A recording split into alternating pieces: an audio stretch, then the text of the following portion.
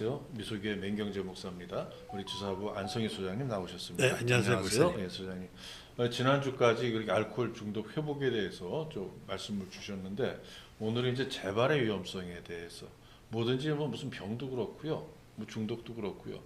흔히 이제 담배를 예를 들어서 말씀 많이 이야기들 하는데 담배를 한갑 피우던 사람이 끊었다가 다시 피우게 되면 그 배로 적어도 한 갑 반에서 두 갑을 피운다고 뭐 그렇게 얘기를 해요. 술도 아마 끊었다가 다시 마시면 주량이 더 는다고 한 걸 제가 들은 것 같은데 사실인지 모르겠습니다만 어쨌든 그래서 암도 영원한 치유가 없다고 하잖아요.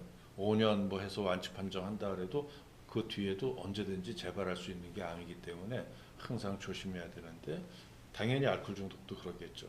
재발의 위험에 대해서 우리 소장님께서 말씀 주실 때 잘 경청해 주시기 바랍니다. 예, 소장님 말씀 부탁드립니다. 예. 가장 어려운 점이 재발입니다. 치료받고 술을 끊어요. 이제 성공하는 사람은 천에 한 명이 있을까 말까라고 얘기합니다. 조금 전에 우리 목사님이 말씀드렸듯이 담배 끊었다 다시 재발돼서 다시 피우면 더 많이 핀다고 그러잖아요.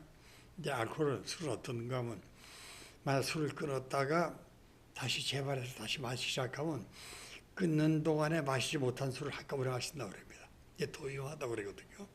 이렇게 재발이 흔하고 재발이 극히 위험합니다. 이 재발의 위험에 대해서 말씀드리기로 하겠습니다.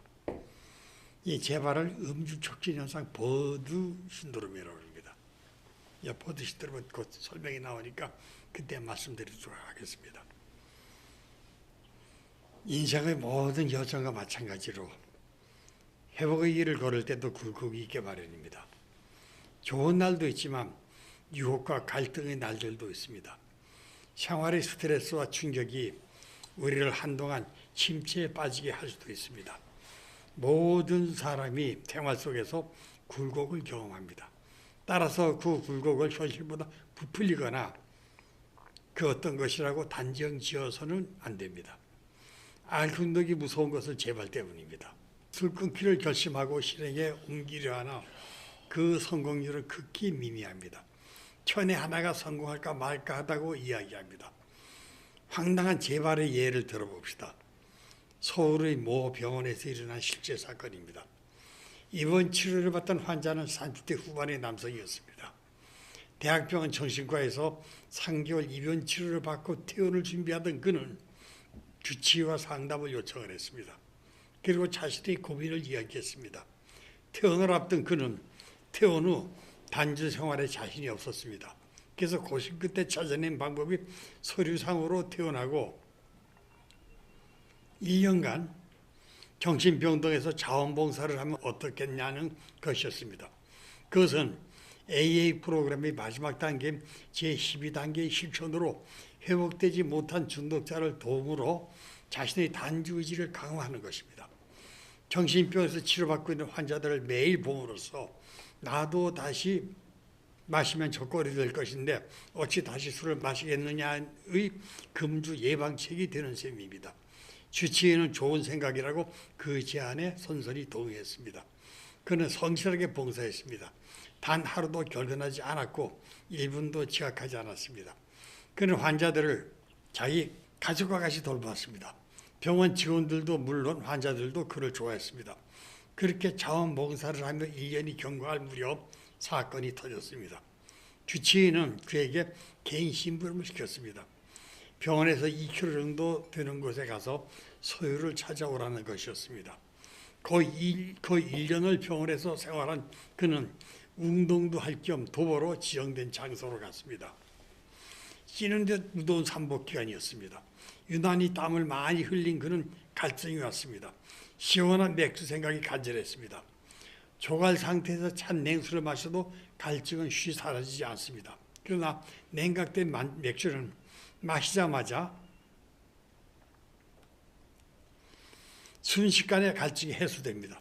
그 이유는 우리의 위는 물 한 방울도 흡수하지 못하고 위장을 지나 소장으로 내려가야 비로소 흡수가 시작됩니다. 그러니까 갈증 해소에는 그만치 시간이 필요합니다. 그러나 알코올은 위에 도착하자마자 바로 위벽을 뚫고 침투하기 때문에 순식간에 갈증이 해소되는 겁니다. 그는 길가의 가게로 들어갔습니다. 냉각된 캔 맥주 생각이 간절했으나 그 한 캔의 맥주가 바로 재발이 시작된다는 것을 배워서 알고 있으므로 맥주 대신 캔 사이다를 정했습니다. 가게 주인이 건넨 캔 음료를 무심코 받아 마신 그는 그 길로 재발하고 말았습니다. 그는 캔 사이다가 아닌 캔 맥주였습니다. 그것은 캔 사이다가 아닌 캔 맥주였습니다. 3일 만에 병원에 실려온 그는 가게의 주인을 원망했습니다. 왜 사이다를 처한 자기에게 맥주를 주었느냐는 것이었습니다. 가게 주인은 그 주장대로 고의로 그가 청하지도 않은 맥주를 정말로 주었을까요? 우리나라 조미료 시장을 장악하고 있던 시기에 뒤늦게 삼성의 제1제당이 미품을 만들어 시장에 뛰어들었습니다. 대규모 경품과 광고 폭탄으로 미원을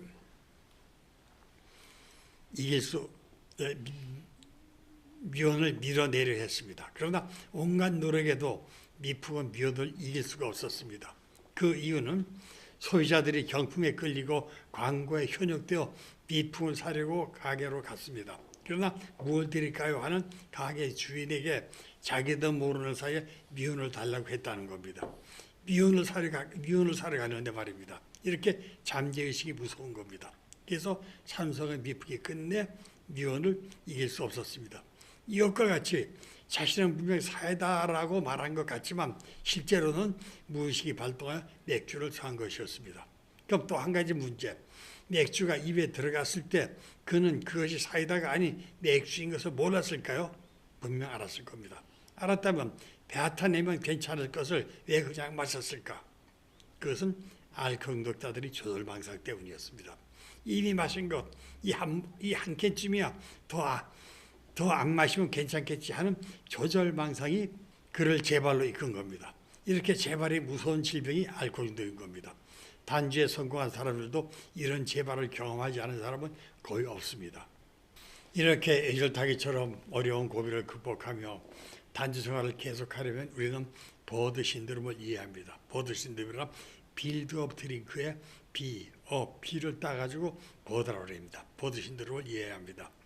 여기서 이야기하는 버드란 우리가 일상생활에서 경험하는 굴곡을 정도보다 훨씬 더 심각하게 느끼는 상태입니다. 알코올 중독으로부터 회복 중인 사람들이라도 술을 마시고 싶은 욕구가 점차 증가한다거나 때로는 너무 강렬하여서 이기지 못할 정도까지 되는 경우를 경험하는 시기가 있습니다. 버드 신드롬은 최초로 술을 마셨을 때부터 시작되는 것이 아닙니다. 물론 버드 신드롬이 나타나기 전에 이미 며칠 또는 간혹 몇 주 내내 술을 마시는 일이 있긴 합니다. 일상에서 우리는 누구도 어김없이 굴곡을 경험합니다. 시계추가 흔들리듯 기분과 감정이 정상 상태에서 흔들림이 있습니다. 기분 좋은 변화도 있고 기쁜 나쁜 변화도 있습니다. 그러나 이처럼 정상 상태에서의 일상 가운데서 겪는 변화는 극단적이지 않으며 전반적으로 한정되어 있습니다. 우리는 이렇게 매일 추가 흔들리듯 기분과 감정의 흔들림을 자주 경험합니다. 모든 사람이 경험하는 생활의 굴곡인 겁니다. 따라서 이러한 생활의 굴곡이 현실보다 더 부풀린 그 어떤 것이라고 단정 지어서는 안 됩니다.